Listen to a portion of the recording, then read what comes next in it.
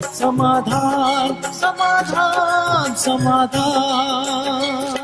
नमस्कार, आदाब, सत श्री अकाल। समाधान में आप सभी का स्वागत है। मित्रों, हम चर्चा कर रहे थे पवित्रता और ब्रह्मचर्य की कि आज के समाज में इसकी नितांत आवश्यकता है। हमारे जितने भी धर्म गुरु होकर गए हैं, साधु संत होकर गए हैं, महापुरुष होकर गए हैं, सभी ने एक स्वर में इसके महत्व को समाज के सामने रखा है कि ब्रह्मचर्य व्रत का पालन यदि किया जाए तो संसार की समस्त समस्याओं का निदान किया जा सकता है, चाहे वो शारीरिक समस्या है, मानसिक समस्या है, बौद्धिक समस्या है या अन्य किसी भी प्रकार की समाज में हम समस्या देख रहे हैं। लेकिन विडंबना ही है कि जिस चीज का इतना मूल्य है उसकी आज कहीं चर्चा नहीं है। इसीलिए समाधान कार्यक्रम में एक बहुत बड़ी समस्या जो आज समाज में है, बलात्कार के केसेस की, उसके कारण इसको निदान के रूप में हम प्रस्तुत कर रहे हैं। और आदरणीय सूर्य भाई जी हमारे साथ पुनः मौजूद हैं, जिन्होंने इस विषय को बहुत ही शिद्दत से उठाया है कि आज समाज का हर वर्ग इस महत्वपूर्ण गुण को, इस ब्रह्मचर्य की धारणा को स्वीकार करे। तो इसका महत्व क्या है उसकी चर्चा हम आदरणीय भ्राता जी के साथ करेंगे। आइए उनका स्वागत करते हैं। भ्राता जी, बहुत बहुत स्वागत है आपका। शुक्रिया।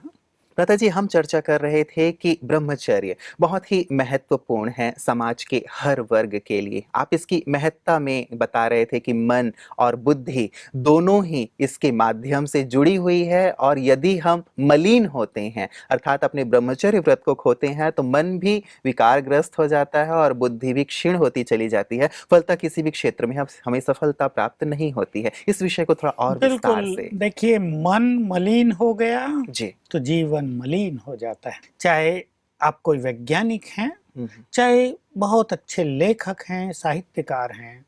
देखिए, लेखक और साहित्यकार तो बहुत पवित्र हो ही जाते हैं, और एक वैज्ञानिक भी जो मगन हो जाता है अपने किसी चिंतन में, किसी खोज के लिए, तो उसको इन विकारों से वैसे ही विरक्ति हो जाती है। तो मन को स्वच्छ रखना बहुत आवश्यक है। मैं पहले एक बात कहना चाहूंगा जिसकी हम चर्चा कर रहे हैं कि ये जो समाज में विकृति आई है, हमारे देश में बलात्कार के केस दिनों दिन बढ़ रहे हैं, और सरकारें या पुलिस या कोई भी कानून इसको रोकने में सफल नहीं हो रहा है। लोग भी सोचते तो अवश्य होंगे क्या करें। कईयों में भय व्याप्त हो रहा है, क्योंकि बच्चे अब स्कूल में पढ़ने भी जाते हैं। बिल्कुल भ्राता जी, विदेश का भी की भी घटनाएं ऐसी हुई हैं। टूरिज्म डिपार्टमेंट ये कह रहा था कि जो विदेशी सैलानी हमारे यहाँ आ रहे थे उनकी संख्या भी कम हुई है, और साथ ही महिलाएं, जो विदेशी महिलाएं थी, उनका इंटरव्यू लिया जा रहा था। वो ये कह रही थी कि अब हम देर रात बाहर निकलने से डरते हैं। तो ये भय तो व्याप्त हो रहा है, बहुत भय व्याप्त हो गया है। अभी बच्चियां स्कूल जाती हैं, कोई उन्हें घर में बांध के तो नहीं रखेंगे माँ बाप, उनके पीछे सदाई कोई सिक्योरिटी गार्ड तो नहीं रखा जाएगा। तो एक भय का वातावरण व्याप्त हो जाएगा। इससे मनुष्य का विकास कहीं ना कहीं अवरुद्ध हो जाएगा। और जैसे आपने कहा, हमें भी ये मैसेज मिलते रहते हैं कि पहले जो विदेशी भारत में खुले रूप से, मतलब एक स्वतंत्र रूप से, उन्हें यहाँ कोई डर नहीं रहता था। वो सोचते थे भारत तो पवित्र भूमि है, ये तो देव भूमि है, यहाँ तो हमारी लोग सुरक्षा करेंगे, किसी भी चीज का हनन यहाँ नहीं होगा। उनमें भी डर व्याप्त होगा। इससे देखिए हमारे टूरिज्म को कितना बड़ा नुकसान होगा, और उससे भी बड़ा नुकसान हमारे देश की जो छवि है, अंतरराष्ट्रीय छवि, कितना सुंदर और पवित्र देश। छोटा सा समाचार चारों ओर फैल जाता है, क्योंकि गंदगी जल्दी फैलती है। अच्छी बातें भी हो रही हैं, उनको तो प्रचार में कम लाया जाता है, लेकिन ये चीजें तो धुआंधार बन जाती है ना। तो मैं ये कह रहा था कि देखिए, वैसे भी हमें बहुत आशावादी होना चाहिए। किसी भी चीज की जब अति होती है तो उसका अंत तो निश्चित हो जाता है। तो ये जो तूफान चल रहा है विषय वासनाओं का, इसके अब समाप्ति का समय भी आया है। लेकिन हम चर्चा कर रहे हैं इस पर, मन पर इसका इफेक्ट, मन पर हम देख रहे हैं भय व्याप्त हो गया है। इससे हो सकता है कई लोग अपनी बच्चियों को आगे न पढ़ाएं, तो देखिए विकास रुक गया। और बच्चियों की इच्छा होगी हम कंपटीशन में पीछे क्यों रहें। तो एक ऐसा संघर्ष हो सकता है, एक ऐसी बुरी चीज ये वासनाएं ला सकती हैं जिसकी हम कल्पना नहीं करते हैं। तो मानसिक विकृति के कारण भय भी पैदा हो रहा है, चिंताएं भी पैदा हो रही। निश्चित रूप से माँ बाप अपनी बच्चियों को जब स्कूल कॉलेज भेजेंगे तो उनके आने की इंतजार करेंगे, और वो जरा भी कहीं इधर उधर हो गई तो उन्हें चिंतित होना बिल्कुल नेचुरल हो जाएगा। रही बात बुद्धि की, देखिए इसका संबंध बुद्धि से बहुत गहरा है। यहाँ दो शक्तियां हैं, बुद्धि और ब्रेन। मन उनसे अलग तीसरी शक्ति। अब बुद्धि कार्य कर रही है ब्रेन के द्वारा, लेकिन यदि वासनाओं के कारण, यदि इस जीवन शक्ति के क्षय के कारण इसको हमने नष्ट कर दिया, तो हमारा ब्रेन निश्चित रूप से कमजोर होगा। ब्रेन तो एक बहुत सूक्ष्म मशीनरी है ना, जिसमें न जाने क्या क्या हो रहा है, कोई भी इसको अब तक संपूर्ण रूप से जान नहीं पाया। मैं बीच में एक बात कहना चाहूंगा, मुझे एक बात याद आ गई। कई शल्य चिकित्सकों ने इस बात को प्रमाणित किया है कि जब वो लोग काम वासना के अधीन होते हैं, तो बहुत सारे लोगों को पर उन्होंने रिसर्च किया तो ये पाया कि उनके ब्रेन में बहुत गहरा प्रभाव, एक गहरा धक्का लगता है और कई बार इसके कारण लोग मूर्छित भी हो जाते हैं और कईयों के प्राण पखेरु भी उड़ जाते हैं। तो ये इन्होंने प्रूफ किया है वैज्ञानिकों ने भी और साथ ही शल्य चिकित्सकों ने भी कि हमारे छोटे ब्रेन पर, हमारे बड़े ब्रेन पर इसका बहुत घातक प्रभाव पड़ता है। बिल्कुल, ये तो जैसे देह के लिए ये जीवन शक्ति है, ब्रेन के लिए तो ये सबसे बड़ी शक्ति, एक प्रकार से टॉनिक है, जैसे तेल उसमें जा रहा है और इसके बिना तो बुद्धि काम ही नहीं करेगी। तो बुद्धि का पतन, बुद्धि की एकाग्रता, बुद्धि की मेमोरी पावर पूरी तरह नष्ट हो जाएगी। और किसी की ये दो चीजें ही नष्ट हो जाएं, एकाग्रता और स्मरण शक्ति, मेमोरी पावर, तो वो क्या करेगा जीवन में? चाहे वो एक टेलर ही क्यों ना हो, चाहे वो छोटा सा काम करने वाला लोहार ही क्यों ना हो, वो बहुत जल्दी थक जाएगा, उसको कुछ भी याद नहीं रहेगा, उसने कौन सी चीज कहाँ रख दी ये भी विस्मृति हो जाएगी और एकाग्रता उसकी काम में लगेगी नहीं। तो 2 घंटे का काम वो 8 घंटे में पूरा करेगा और इससे उसको बहुत ज्यादा नुकसान हो जाएगा। तो मन और बुद्धि के विकास के लिए हम बात करें समाज की। देखिए, समाज ही तो सब कुछ है। समाज हमारा उन्नत हो, समाज हमारा शिक्षित हो, विकसित हो, तो कितनी अच्छी बात होगी। लेकिन जब ये चीज समाज में आ रही है तो जैसा हम देखते जा रहे हैं, लोगों का अटेंशन ही डाइवर्ट होने लगा है दूसरी ओर, और मानवता के प्रति, युवकों के प्रति एक घृणात्मक भावना उनके मन में पैदा हो रही है। तो एक तरह से समाज में अशांति को बढ़ावा मिल रहा है। रहता जी, एक चीज ये भी तो हो रहा है कि चूंकि ये विषय वासना बहुत ज्यादा बढ़ रहे हैं तो उसके कारण जनसंख्या भी बहुत तेजी से बढ़ रही है। और हम तो ये कहते हैं और ये कहा जाता है कि भारत हर वर्ष एक नया ऑस्ट्रेलिया पैदा कर देता है। तो भले ही हम संसार के कुल भूभाग के 2.4% में ही रहते हैं, उसमें से भी 50% जो हमारा भूभाग है वो बेकार है।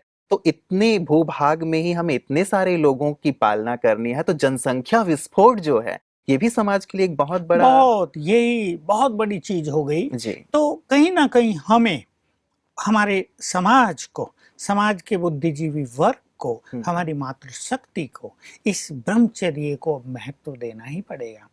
तब हम ये जो जनसंख्या का विस्फोट है इसको रोक सकेंगे।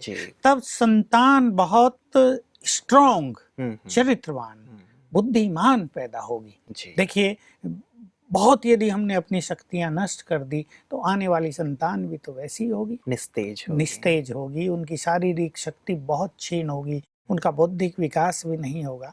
तो हमारा तो ये कहना है कि परमात्मा की आज्ञा अनुसार, उसकी प्रेरणा अनुसार भी एक नए समाज की स्थापना के लिए हमें ये पवित्रता की क्रांति अपने समाज में लानी ही चाहिए। समाज में और भी जो बहुत विकृतियां आ रही ना, चोरी चकारी, लूट मार, केवल बलात्कार की बात नहीं, समाज में अनेक कुरीतियां आ गई हैं। घर घर में शराब का प्रचलन। बिल्कुल, यदि चरित्र श्रेष्ठ है और यदि जीवन में वो श्रेष्ठता है तो निश्चित रूप से उनके विचार में भी परिवर्तन आता है, बौद्धिक शक्ति विकसित होती है, उनके व्यवहार में परिवर्तन आता है और जो जहां जहां भी हैं अपने कार्य को बहुत ही सुचारू रूप से, ईमानदारी से, सभ्यता से, सम्मान से करते हैं। तो ये जो आप कह रहे हैं समाज में इतनी सारी समस्याएं व्याप्त हैं, सचमुच इसका जड़ कहीं ना कहीं वही बात लगती है कि लोग अब ब्रह्मचर्य को महत्व नहीं दे रहे हैं बल्कि विषय वासनाओं में बहते चले जा रहे हैं। देखिए, मुझे एक घटना याद आ रही है। पिछले ही साल हमारे गांव के पास के गांव में एक बड़ी घटना हो गई। एक किसान अपने ट्रैक्टर ट्रॉली में गन्ना भर के जा रहा था, उसका घर भी पास था। एक युवक साइकिल पे जो सड़क थी गांव में उसके बीच में खड़ा था। अभी इसने हॉर्न भी दिया, वो हटा नहीं, वो भी अकड़ू था। और फिर दोनों की थोड़ी कहासुनी हो गई, उसने ट्रैक्टर रोक दिया, हाथापाई होने लगी, क्रोध आ गया।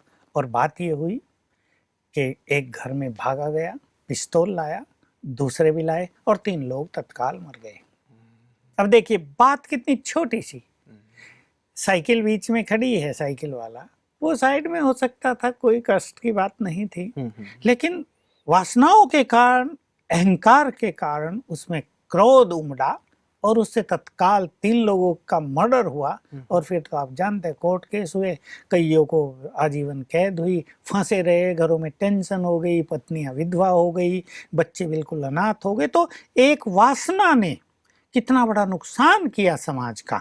इसलिए इस सामाजिक जो आक्रोश बढ़ रहा है, समाज में जो ये बहुत सारी विकृतियां, स्वार्थ बढ़ रहा है, लोभ बढ़ रहा है, जिसके कारण करप्शन की समस्याएं बढ़ रही हैं। हमारे कई सामाजिक नेता इसके लिए आवाज उठा रहे हैं, लेकिन हम जानते हैं क्या हो सकता है इसके बारे में। तो सामाजिक बहुत बड़ी हानि हमें इससे हो रही है। लेकिन हम आगे चले तो सबसे बड़ी चीज समाज में या देश में या व्यक्तिगत रूप से इससे नुकसान हो रहा है नैतिकता का। जी, नैतिकता का बहुत ज्यादा हाँ, पतन, पता जिससे कि आध्यात्मिक क्षेत्र में भी वो आगे नहीं बढ़ पाता। और नैतिकता की जो हम बात कर रहे हैं उसमें कहीं ना कहीं मूल्य हैं, गुण हैं, सद्गुण हैं, ये भी लोप होते जा रहे हैं इसके कारण। तो देखिए आजकल हम किसी भी कॉलेज में जाते हैं, स्कूलों में जाते हैं, हमारे प्रोग्राम्स चलते हैं, प्रधानाचार्य या उसकी मैनेजमेंट कमेटी या उसके सेक्रेटरी एक मत से स्वीकार करते हैं कि विद्यार्थियों को नैतिक शिक्षा देना परम आवश्यक है। क्योंकि जब लड़के लड़कियां कॉलेजों से बाहर निकलते हैं तब उनका जो आपसी वातावरण होता है वो वास्तव में मर्यादाहीन होता है और वो बिल्कुल अच्छा नहीं होता। मैं उसके लिए ज़्यादा क्या कहूँ। तो और बहुत सारे गुण, चाहे आजकल MBA का कोर्स कराया जाता है, वहाँ भी हमारे लोग जाते हैं, लोग इस बात को, उनके जो डायरेक्टर्स होते हैं, प्रिंसिपल होते हैं, सब महसूस करते हैं कि मैनेजमेंट कोर्स में मॉरल वैल्यूज को जोड़े जाना बहुत आवश्यक है। हम मैनेजर तो तैयार कर देते हैं, हम ऑफिसर्स तो बना देते हैं, लेकिन यदि उनमें मॉरल वैल्यूज ही नहीं होंगी, यदि उनमें सद्गुण ही नहीं होंगे, यदि वो अपने फील्ड में जाकर अहंकार का प्रदर्शन करेगा, यदि उसको सही ढंग से बोलना ही नहीं आएगा, यदि वो अपने साथियों से कटु वचन बोलेगा, तो निश्चित रूप से डिपार्टमेंट फेल होना है। उसको भी टेंशन होगी, आखिर लोग कब तक सुनेंगे, वो भी फिर खड़े हो जाएंगे। तो नैतिक मूल्यों की, चाहे किसी भी एडमिनिस्ट्रेशन के फील्ड में, मैनेजमेंट के फील्ड में, चाहे परिवारों में, बहुत आवश्यकता है। और इसका बीज पवित्रता ही है, क्योंकि जहाँ पवित्रता होती है वहाँ सुख शांति रहती है, वहाँ मनुष्य का चित्त शांत होता है, वहाँ उसमें कई सद्गुण स्वतः ही जागृत हो जाते हैं। ये सबसे महत्वपूर्ण बात आपने कही भ्राता जी। कई बार हम इनकी चर्चा करते हैं कि हमारे अंदर ये गुण हो, ये गुण हो, ये गुण हो, लेकिन उसका बीज कहाँ है, इस बात पे शायद चर्चा हम नहीं करते हैं। तो यदि ब्रह्मचर्य व्रत का पालन किया जाए, यदि पवित्रता जीवन में होगी, तो निश्चित रूप से ये सारे जो सद्गुण हैं एक फल के रूप में जीवन में अवश्य शामिल हो जाएंगे। मैं इसमें जोड़ देना चाहता हूँ नैतिक मूल्यों में, जैसा हम चर्चा कर रहे हैं कि ये पवित्रता और ब्रह्मचर्य तो है बीज जी, इसको पानी देना, इसको अंकुरित करना, तो अनेक सद्गुण रूपी फल स्वतः ही जीवन में लग जाएंगे। जीवन एक सुंदर वृक्ष बन जाएगा, इससे सुगंधी फैलेगी, फल फूल होंगे, इसमें लोगों को हम सुख दे सकेंगे और हमारे व्यवहार में एक डिविनिटी आएगी, एक रॉयल्टी आएगी। प्योरिटी जो है ना, वो रॉयल्टी को जन्म देती है। तो इसलिए बहुत अच्छे रूप से हम याद रखेंगे, where there is purity royalty is there.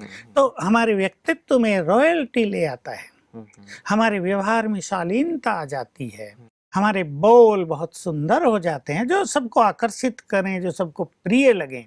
ये सब चीजें पवित्रता से प्रारंभ। और वैसे भी कहा जाता है भ्राता जी कि देवी देवता जो थे बहुत पवित्र थे, इसी कारण उनके अंदर वो आकर्षण है कि हम बार बार उनका दर्शन करना चाहते हैं। या जो साधु संत हैं जिन्होंने अपने जीवन में पवित्रता अपनाई है, चाहे वो किसी भी धर्म के हैं, आम जनता जो है उनके पीछे पीछे जाती है, उनके चरण छूती है। तो पवित्रता और ब्रह्मचर्य का इतना ज्यादा महत्व है कि लोग नतमस्तक हो जाते हैं, उनसे कुछ सीखना चाहते हैं, उनसे कुछ पाना चाहते हैं। तो ये सद्गुण निश्चित रूप से उन तक ही क्यों सीमित रहे। और अगर अनेक लोग इस संसार में सद्गुणों से युक्त हो जाएंगे तो हमारा ये संसार अंधकार से भरा हुआ नहीं, प्रकाश से भरा हुआ। स्वामी विवेकानंद जी ने भी भ्राता जी यही बात कही थी कि यदि मुझे 100 ब्रह्मचारी युवक मेरे जैसे मिल जाएं, जो बिल्कुल तन से मन से संपूर्ण रूप से सुगठित हों और ब्रह्मचारी की धारणा में पक्के हों, तो मैं पूरे भारत का कायाकल्प कर सकता हूं।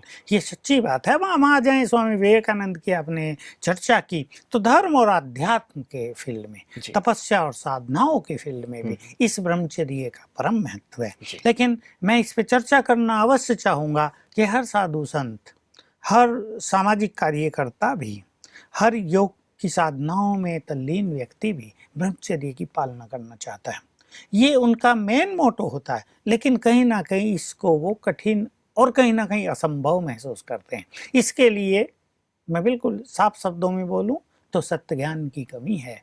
अगर हमारे पास इसको पालन करने के लिए एक सत्य विधि हो तो ये कठिन नहीं, ये असंभव नहीं, ये जीवन का सर्वश्रेष्ठ आनंद, सर्वश्रेष्ठ सुख बन जाता है। लेकिन आजकल चाहे मनोविज्ञान के कारण, चाहे मेडिकल साइंस के कारण लोग ये मानने लगे कि ये तो एक बुरी तपस्या है, ये तो अपने को कष्ट देना है, ये तो अपनी वासनाओं को मार देना है, दमन करना है, ये तो अपनी खुशी को नष्ट कर देना है। इसलिए जो पवित्र रहेंगे उनके चेहरे पर तो टेंशन होगी, वो तो दुखी होंगे, वो तो खींचे खींचे होंगे, उनकी तो वासनाएं उन्हें खींचेंगे और वो उनका दमन करेंगे। परंतु ऐसा और इसी ऊहापोह में पूरा जीवन निकल जाएगा। छोड़ देते हैं बेचारे। मुझे अपने यहाँ की एक घटना, बहुत अच्छी घटना याद रहती है। अहमदाबाद से हमारे यहाँ एक मनोविज्ञान के प्रोफेसर बहुत समय पहले हमारा थोड़ा सा ज्ञान लेके 7 दिन का और हमारे पास आए ये देखने के लिए कि ये लोग कह रहे हैं ब्रह्मचर्य और हमारे यहाँ ब्रह्मचर्य है। वो देखने आया कि जो ब्रह्मचर्य पालन करते हैं उनके मस्तक पे तो सिकुड़न और तनाव, उनके चेहरों पे खुशी नहीं होगी,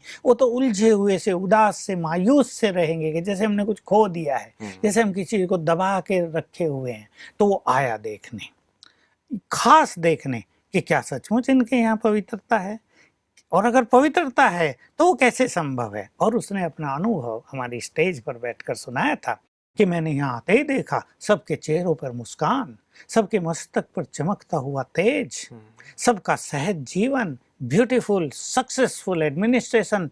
मैं हैरान हो गया। फिर उसने बहुतों से चुपचाप बात की तो उसने पाया कि यहाँ तो सब लोग सहज भाव से ब्रह्मचर्य को अपना चुके हैं। जैसे और लोगों का भिन्न भिन्न तरह का जीवन है, ये इनका सहज जीवन हो गया है। तो इसके पीछे जो फिलोसॉफी है उसकी चर्चा हम अवश्य करेंगे।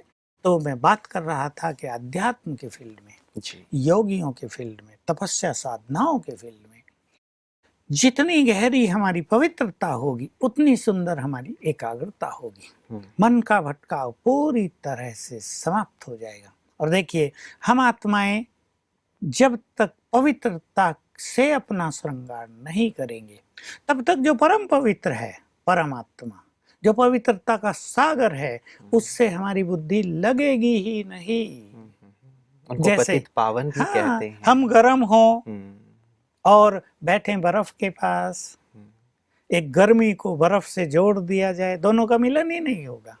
एक गंदगी को अच्छाई के पास रख दिया जाए, मिलन ही नहीं है।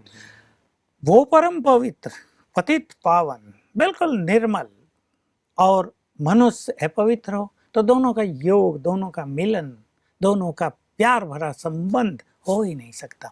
लेकिन अगर एक साधक, एक तपस्वी, एक राजयोगी पवित्रता को जीवन में अपना लेता है तब परम पवित्र परमात्मा की ओर उसका स्वतः ही आकर्षण होता है। तब वो भी हमें प्यार करता है, हम भी उसे बहुत प्यार करते हैं। तब उसे न केवल हम अपना परम पिता पर अपना सच्चा सखा और खुदा दोस्त भी अनुभव कर सकते हैं। क्योंकि दोस्ती का अर्थ होता है दो पवित्र दिलों का मिलन। तो दोनों के दिल पवित्र हो गए।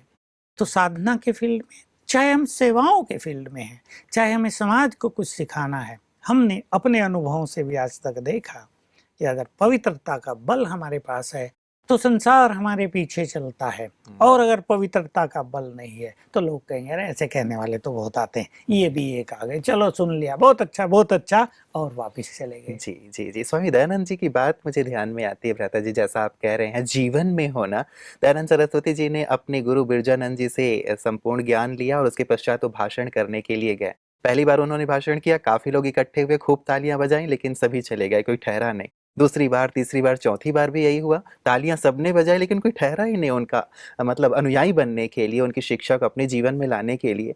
वापस गुरुजी के पास आए तो गुरुजी ने कहा तुम्हें पुनः साधना करने की आवश्यकता है, पुनः आत्मान्वेषण करने की जरूरत है। तुम स्वयं अपने जीवन में संपूर्ण रूप से उन चीजों को धारण करोगे तभी लोग तुम्हारी बात को धारण करेंगे। तो कहीं ना कहीं ये बात पवित्रता के साथ जुड़ी हुई है। वो इसके बाद ही हुआ जी कि स्वामी जी ने उसके बाद अच्छी साधना की, और जब फिर उन्होंने भाषण किया तो अब लोग गए नहीं थे, अब उनके पास आ गए थे। तो धर्म के फील्ड में प्रचार प्रसार करने वालों को भी ये जानना चाहिए कि हमारी सफलता केवल ज्ञानी बनने में नहीं, केवल अच्छा बोलने में नहीं हम बहुत अच्छे वक्ता बन जाएं, लेकिन इसमें है हमारे पास पवित्रता का आकर्षण कितना है। हमारा ब्रह्मचर्य, हमारी पवित्रता हमारा तेज बनकर, हमारा आकर्षण बनकर धर्म और अध्यात्म के प्रति, परमात्मा के प्रति लोगों को आकर्षित करता है। तो इस फील्ड में भी ब्रह्मचर्य की बहुत गहरी आवश्यकता है। भ्राता जी, बात चूंकि आध्यात्म पथ से जुड़े हुए लोगों के लिए आप कह रहे हैं, आप पिछले 45 वर्षों से इस आध्यात्मिक मार्ग से जुड़े हुए हैं, तो निश्चित रूप से अपने युवा काल से आप चूंकि आए हैं, तो पवित्रता की साधना में, ब्रह्मचर्य की साधना में आपको कोई दिक्कत महसूस हाँ, हुई? देखिए आपका प्रश्न बहुत सुंदर है और मैं भी खुले मन से इसका उत्तर देना चाहूँगा। जी। मैं 14 साल का ही था, मुझे ईश्वरीय ज्ञान प्राप्त हो गया और मैंने राजयोग का अभ्यास किया और मुझे सुंदर प्रतीति हुई और मुझे लगा कि इस राजयोग से now celibacy will become very easy to me. तो उससे पहले मैं 14 साल की आयु तक आर्य समाज में रहते हुए जब मैंने ब्रह्मचर्य की पहले ही प्रतिज्ञा की हुई थी, मैं महसूस करता था कि ये एक टफ काम होगा, पूरा जीवन ब्रह्मचर्य में निकालना ये कठिन काम होगा। लेकिन जैसे ही मैंने राजयोग का अभ्यास किया, मुझे आभास हुआ now it will become my life, it will become very easy to me. और यहाँ से शुरू हुई मेरे जीवन की यात्रा। अब मुझे पवित्रता एक आनंद के रूप में प्रतीत होने लगी। मेरे जीवन का वो संघर्ष समाप्त हुआ। मैं समर्पित होकर 68 में यहाँ आ गया माउंट आबू में। अब मेरा लक्ष्य ईश्वरीय सेवा करना, केवल दूसरों को देना था। और मुझे वो स्वामी दयानंद की बात मालूम थी कि बिना साधना के तुम किसी को कुछ नहीं दे सकते, तुम्हारे बोल में प्रभाव भी ये नहीं आ सकता। तो मैंने बहुत अच्छी साधनाएं की। ब्रह्मचर्य के मार्ग पर जैसे जैसे आगे बढ़ते गए, तो पहले 16 साल मैंने इसमें भिन्न भिन्न अपने जीवन में परिवर्तन किए। मुझे देह के आकर्षण की अनुभूति हुई, मैंने उसको समाप्त किया। मुझे स्वप्नों में भी इसके डिस्टरबेंस हुए, मैंने उनको भी धीरे धीरे समाप्त किया, क्योंकि इसका संबंध हमारे खान पान से बहुत ज्यादा है। फिर मैंने देखा कि व्यर्थ संकल्प कहीं ना कहीं चलते हैं। पूर्व के न जाने हजारों साल पहले के संस्कार भी उदय होकर हमारे ब्रह्मचर्य को कहीं ना कहीं डिस्टर्ब करते हैं। फिर हमारी साधनाएं ऐसी हैं, उनके बल से हमने उनको समाप्त किया। तो फिर धीरे धीरे ये देखा कि अपवित्रता की सभी सूक्ष्म इच्छाएं लोप हो गई और केवल पवित्रता तय रह गई। तो 16 साल की साधनाओं में ये एक लंबा अनुभव रहा, जो मुझे 82, 83, 84 तक लगभग वो पूर्ण हुआ। उसके बाद ये बिल्कुल नेचुरल हो गया और बहुत अच्छे अनुभव। मतलब जो साधना की शुरुआत कर रहे हैं, वो इस बात को मान के चलें कि मन में द्वंद अवश्य होगा, आकर्षण अवश्य होगा, लेकिन यदि वो अपने लक्ष्य पे अडिग हैं, यदि अपनी साधना में निरंतरता बनाए रखते हैं, तो निश्चित रूप से वो जितेंद्रिय बनेंगे ही बनेंगे। बस इसमें एक ध्यान जो मैंने भी रखा था कि एक बार जिस मार्ग पर कदम रख दिए, भगवान को वचन दे दिया, किसी मनुष्य को नहीं, वचन देकर वापस नहीं लेना है और इसको नेचुरल बनाना है। एक बार इस मार्ग पे कदम रख दिया, पीछे मुड़कर नहीं देखना है। तो इन कुछ चीजों ने जीवन में बहुत बल दिया। आपका जीवन भ्राता जी ऐसे साधकों के लिए ही नहीं, वरन सभी के लिए आदर्श है। और ब्रह्मा कुमारी ईश्वरीय विश्वविद्यालय में लाखों भाई बहनें पवित्रता को अपनाकर, ब्रह्मचर्य को अपनाकर अपने जीवन में आगे बढ़ रहे हैं, उसका आनंद ले रहे हैं। समाज के लिए वो सभी वरदान हैं। तो भ्राता जी, आज आपने जो अपने अनुभव और साथ ही सुंदर बातें हमारे दर्शकों के सामने रखी, उसके लिए आपका बहुत बहुत धन्यवाद। मित्रों, ब्रह्मचर्य की चर्चा जो हम कर रहे हैं, जो भ्राता जी ने आज बहुत सुंदर बातें, न केवल इसकी हमारे मन के विकास के लिए, बुद्धि के विकास के लिए आवश्यकता है, बल्कि समाज की मांग है आज कि हम ब्रह्मचर्य के व्रत को धारण करें, पवित्रता को अपने जीवन में लाएं। तभी समाज में दिखने वाली तमाम समस्याओं को दूर किया जा सकेगा और हम सचमुच सच्चे आनंद की ओर बढ़ पाएंगे। कहा भी गया है, जहाँ पवित्रता है वहीं सुख है, वहीं शांति है, वहीं आनंद है। तो आए एक नए क्रांति की शुरुआत करें हम सब युवा मिलकर और समाज के सभी वर्ग मिलकर, ताकि समाज को हम विकास के पथ पर आगे ले चलें और साथ ही साथ एक स्वर्णिम युग की स्थापना कर सकें। आज के समाधान में इतना ही, दीजिए इजाजत। नमस्कार। और दृढ़ मनोबल से